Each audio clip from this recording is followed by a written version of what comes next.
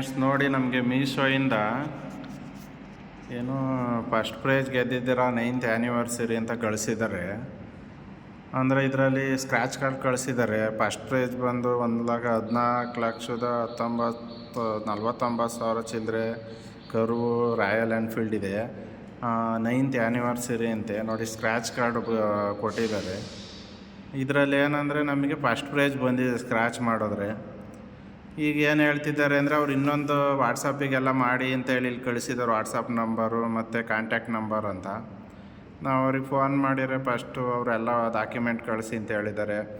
ಏನಂದರೆ NLF cover ಮತ್ತು ಇದು ಸ್ಲಿಪ್ಪು ಮತ್ತು ಸ್ಕ್ರ್ಯಾಚ್ ಕಾರ್ಡು 3 ಕಳಿಸಿ, ನಿಮ್ದು ಯಾವ್ದಾದ್ರು ಗೋರ್ಮೆಂಟ್ ಆಧಾರಿತ ಒಂದು ID ಕಳಿಸಿ ಅಂತ ಹೇಳಿದರು.